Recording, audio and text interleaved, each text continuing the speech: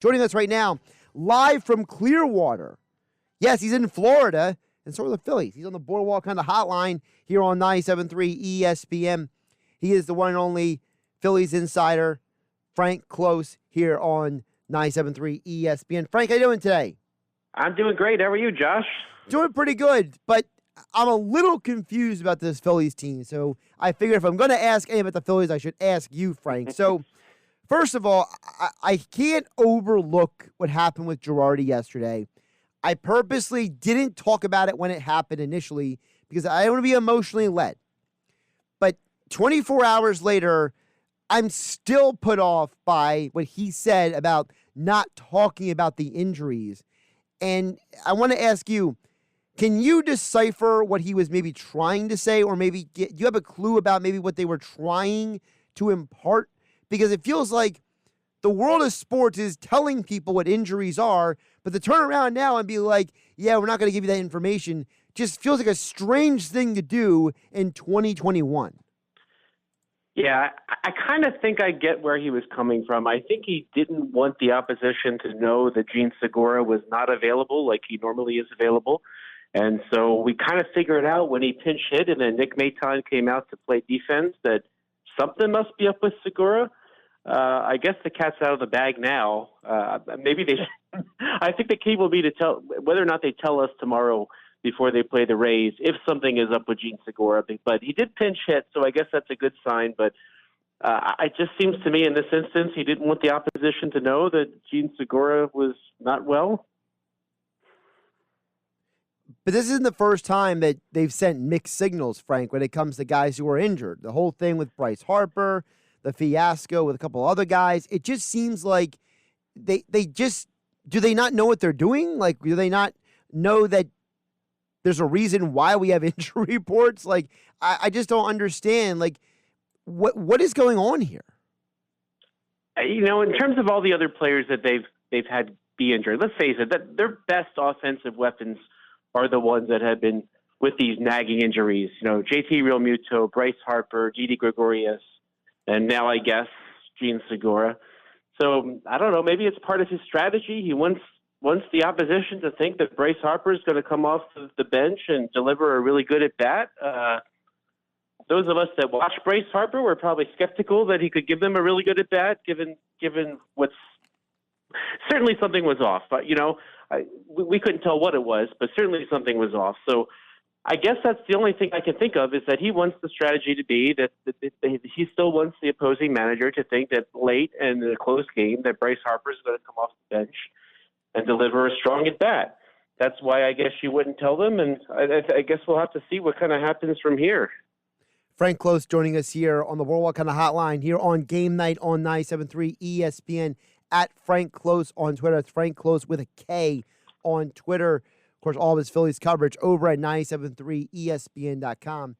So, Frank, the Phillies have only won 12 games this month, and half those games, I would argue, were not very attractive wins, to say the least. Somehow, they're tied for second in the National League East. How are we here? Well, if you go up and down the National League East, every team has this amount of injuries. You know, when you consider that yesterday's game, the Phillies started without 4 of their starting position players, and you could say 5 if you want to count the opening day starter Adam Hazley.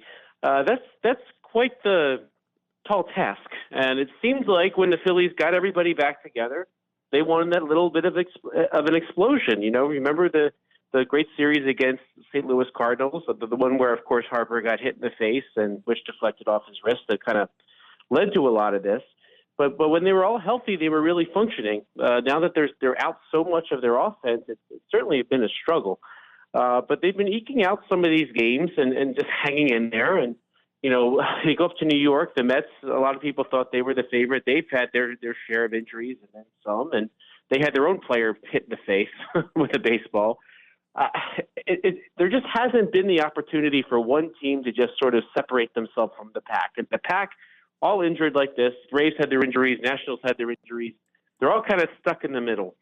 So what I kind of see will happen going forward is the team that gets healthy is going to start to separate themselves. And who that's going to be, I have no idea. The thing about injuries this year, coming off last season where they played that really jam-packed 60-game schedule, we're still trying to see the effects of that. Is it related to this? Maybe, but the injuries have been something throughout all of baseball this year, especially the National League East. Now, with that being said, you mentioned there's a lot of injuries. So is it fair? You said whoever gets healthy first, but is it fair to say that whoever has the best depth is going to be able to survive this? And where do the Phillies, in your mind, rank in the NL East in terms of teams that can survive a slew of injuries? Well, they seem to be hanging in there enough. They're a 500 team or one game under 500, but they've been hanging in there. They've been winning games like they won yesterday, which was not a slam dunk, no doubt about it type win by any means. But they've been hanging in there, and you see that Bryce Hoskins, without the people around him that there used to be, he's missing his Bryce Harper in the lineup. He hits a home run, and some days that's enough. Other days this is not enough because the pitching is going to give up more runs. So it's really hard to say. If you're looking at depth across the National League East, I think you're seeing the depth on all these teams right now. And on all these teams right now, that depth is enough to be hanging in there as a 500 team, give or take. And that's just, with one team in the National League East above 500, I think it's because you're seeing their depth, and there's just not it almost feels like there's not enough talent to go around at this point. There's not a lot of free agents out there still, even though there were some left over at the end of the year. I don't know where it's going to come from. And teams are dipping into their system, and they can't dip so far because the 40-man rosters are the 40-man rosters. And you can't add players without subtracting others. And the people in the National League East, they want their players that are on the injured list. They don't want to start cutting them or designating them for assignments so they can make room for more players. That's kind of been a tall task. So I think this is the result. You get a bunch of teams kind of hanging around 500, and we'll see who gets healthy first. Now, speaking of that depth, I got to ask you about the enigma that's buried inside of a paradox from another reality known as Vince Velasquez, because I don't know what to make of him. I mean, I'm just being honest with you, Frank. I feel like this is a guy who, every time he shows us something, you're worried that he's going to implode again. But he has now only given up 3 earned runs. 3 earned runs in the entire month of May. So has Vinny Velo actually turned a corner, or should we keep gripping the desk really hard or gripping the chair really hard every time we see him pitch?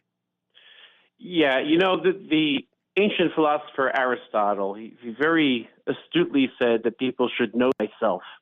And it sounds like, as we've seen in a nice article from Matt Gelb of The Athletic, that Vince Velasquez is starting to know himself. Some of the comments he made is that he has been a thrower. He has been not somebody who has really pitched up to this point. And I think that's what was really frustrating so many people around the Phillies, is they thought that Vince Velasquez was very talented. I frequently said he's getting a lot of talent, but he just never seemed to put it together. And there were all the times where his signature 4 2/3 inning starts were him basically getting 2 strikes on somebody and then spending the next 4 pitches trying to strike the guy out rather than just getting the out. He seems more willing to embrace getting the out, not worried about that kind of stuff, making good pitches. And maybe this is the result. I think it's kind of funny, is if he could do this for a while, he's a free agent after this year. And what kind of contract do you give someone like him? Do you give him a contract based on him sort of seeming to figure things out, or based upon what you saw for the first several years of his career? So, in my opinion, he's learning how to be a pitcher and not a thrower. And, I was somebody who was critical of the Phillies for bringing him back. I thought, okay, we've seen this enough. But you know what? He seems to have a really good rapport with Caleb Cottom, the new pitching coach. And, hey, for all the times we sarcastically said in the preseason, hey, maybe this is the year that Vince Velasquez finally figures it out. Well, maybe this is the year that Vince Velasquez has finally figured it out. Well, Frank, the other side of it is they traded away Nick Pivetta last year. And all Nick Pivetta has done since he got to Boston is go 8-0, and he has a great strikeout to inning ratio. And so there's a part of you that kind of is like, I don't want to see the Phillies lose Velasquez because they just didn't know how to deal with him. You know what I mean? Like, there's a part of you that looks at Pivetta, who is the same age as Velasquez, by the way, and you're like, wow, you lost something that could have been something maybe there. And if Velasquez is turning a corner, you better find a way to not give up on him too soon, because if he can actually be a serviceable, good pitcher for you for beyond the next few years, you don't want to lose that. Yeah, the Pivetta thing, I think Vince Velasquez plays into what happens with Nick Pivetta. If you're trying to build a starting rotation and you want 5 guys that are going to pitch for you every 5 days, Vince Velasquez, of course, wasn't even one of the 5. But at some point, the ones that you're rolling the dice with, you can't just roll the dice with multiple people to be starters in your rotation. And it seemed like they looked at the 2 and they decided that, not even looked at the 2 because Pivetta had already been traded out of that desperation for relief arms last year. But, it seemed like they could deal with 1. Having 2 guys that are complete wild cards that you've been through so much with, I mean, let's go all the way back to 2012 when the Phillies acquired Pivetta in that Jonathan Papelbon trade. So they've certainly seen a lot of them. I think the people that traded him still thought that there could be something in Nick Pivetta that could be unlocked. But how many guys can you do this with, right? You need to build a rotation that's going to have 5 reliable arms.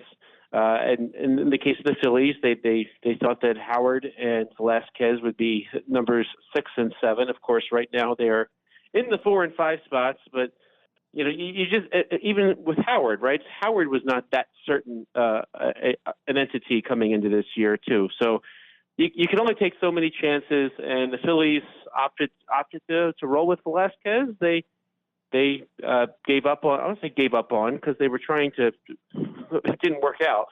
They were trying to acquire pitching when they traded Velasquez, but at some point you just need some more certainty. So if the Phillies get a lot out of Vince Velasquez and Spencer Howard, well, then it seems like that was the right decision. But yeah, it's easy to look at the numbers there, and even Cole Irvin in Oakland, who's been decent. The Phillies opted not to give Cole Irvin the start last year, even though they were desperate for any type of pitching whatsoever, especially down the stretch. And Cole Irvin, he's been serviceable. He hasn't been amazing, but he's been serviceable. He's starting games for the Oakland Athletics, and he's helping them win. So, it's one of the problems of Major League Baseball is when you have some that are so uncertain like that, you just got to pick the ones that you're going to roll with, and you just can't take too many question marks. Frank Klose joining us here on Game Night on 97.3 ESPN, our Phillies Insider over at 97.3 ESPN.com. Phillies back in action, not tonight, tomorrow for a 2-game set in Tampa. Then they head to Cincinnati for a 3-gamer before returning to Philadelphia for an 8-game set. Frank, any idea why they're not playing tonight? I think it was just the way the schedule worked out, that there's some of the interleague series, you didn't need that many games. And so what you're seeing a lot is these 2-game weekend series that just sort of happened with a quirky thing in the schedule. And, the Phillies, when they play the Yankees in Philadelphia in a couple weeks, that's also a 2-game series. So it seems to happen in the interleague series. Someone pointed out to me that I think it's the Angels and Padres have a Sunday off day, which seems even more bizarre. But yeah, it's just a quirky schedule thing, I guess. It feels really weird for it to be a Friday right now. I feel like it's supposed to be a Thursday or something. Right, exactly. It doesn't feel like in terms of the Phillies because to me, baseball has always been if you're off on Saturday, maybe you go to the game or you watch a game out with your buddy on Friday, right? Or and then the Friday game gets you kind of like mentally ready for the Saturday game, and so on and so forth. It kind of like throws off like the mental baseball cycle. Yeah, it might, but I will say this, though. The Phillies went through that long stretch battling those injuries without a lot of days off. They're going to start getting some days off in this next stretch. I think they'll be much, much needed. And I don't know where the Phillies are. I don't know what they're allowed to do right now, but they probably like being off in Clearwater on a Friday. So that's again, with COVID restrictions, who knows? And by the way, speaking of COVID, maybe that's why they rolled with this on the schedule. They just figured, well, capacities will be down, so we'll just see what works schedule-wise, and we'll go with that. We won't make any adjustments for things like this. Well, you led me right into the final thing I want to hit on you with, Frank. The Phillies are going to have full capacity when they do return home. The city of Philadelphia didn't just announce, doesn't just affect the Sixers, as I talked about earlier, Frank. It affects the Phillies as well. We know that in the lower bowl, you can take your mask off already because you're outdoors. We know that they're talking about lifting the mask mandate in the near future as well. And interestingly enough, the Phillies had 25 wins this year. 15 of those wins are at home, interestingly enough. So the Phillies, who are a good home team, they actually have the most wins at home in the National League East. They're going to come home to an unlimited capacity. Yeah, it'll be nice to see a lot of fans. You know, it sounds like from what I was reading this afternoon from the city of Philadelphia, they've hit the number of 70% of adults that have gotten at least one shot of their COVID vaccine, which would suggest that within a couple weeks they'll hit that threshold that was sort of the magic threshold set by Pennsylvania for masks. And so yeah, as a lot of the research has shown, being outside is pretty low risk. So it'll be nice that people can go outside. Just hopefully they don't pack into bathrooms without masks. I think masks are still required in the inside areas. That's correct. Like the concourse and in the bathrooms. But yeah, you know, the game. I've attended one game so far this year as a fan in the stands, and the way they were spaced out, it seemed silly to I guess have it on because you were spaced enough. But thankfully the vaccines have caught up, and Philly's in a good place, and it'd be nice to have a full crowd. Well, Frank, I think the other side of it also is that we've seen now multiple places around the country have people in buildings, whether it's indoor buildings or outdoor stadiums at this point. And it seems like there's more and more evidence that we're not seeing the spread of COVID at these events. So for whatever it's worth and whatever people want to say about protocols or not protocols, but it seems like what people are in general doing is working as well. Because as you said, yeah, on one side there's the vaccines, but on the other side, some of the events that we were told could be super spreader events turn out to be no spreader events. Well, it depends where you are. I mean, there could be the combination of vaccines and people who have had COVID. Now, I'm somebody who had COVID, and I also got my vaccine, so hopefully that means I'm in a good spot. But you know, when you're running out of people to pass it on, right now, I guess it's just the children. I mean, not that I'm the virologist of the world, but you know, certainly someone who has a young child, they can't get their vaccine yet. We're still looking out for our children, but it seems like, at least in terms of adults, they're running out of people to spread it to, and that can carry it and spread to somebody else. So this is an exciting time. You know, it feels like life is returning, and it's especially when you can go to a sporting event outside. What doesn't feel more normal than that, right? I mean, it's probably a really, at least significant, in some sort of symbolic way for a lot of people, that they'll get to go to a game and feel like their old selves again. Well, it's very symbolic for me, Frank. I mentioned at the top of the show that to me, this time last year was very depressing because, you know, this is kind of like the mark of the start of the summer season for a lot of people in this area in the Northeast and here in South Jersey and Philadelphia and such. And, you know, last year we couldn't do anything. Now that we have more than maybe some people thought we were going to me, I just consider it a blessing, and I'm thankful that we're here. That's kind of how I look at it. Yeah, you know, in the warm weather, you can do more outside activities where the chance of spread is low. So it does really, really feel nice. It's you know, me personally, I got to go to a brewery with some live music outside. It just felt normal. You know, it was still outside, but it still felt normal. And I've actually come to like sitting outside. So I didn't like it before, but now I enjoy it. So it's good to know that it's pretty low risk. It's good to know that the people are getting better and healthier, and I guess that's the bottom line, the best thing. All right, he's Frank Klose, our Phillies insider. Check out his work over at 973ESPN.com. Follow him on Twitter at Frank Klose. That's K for Klose on Twitter. Also, his Phillies mailbag is every Tuesday with Mike Gill, so make sure you're following him when he puts out that word for, hey, we got Phillies questions, and Frank, I know sometimes you get about 1 billion Phillies questions, but I'm going to have more people try to give you more Phillies questions if that's okay. Yeah, last week I had way more than I could use, but keep sending them over. There'll always be good stuff to talk about. Even if I can't write about them, we still try to sneak some of them in. Frank, have a great weekend. Happy Memorial Day weekend, and take care, my friend. Thank you. Same to you, Josh.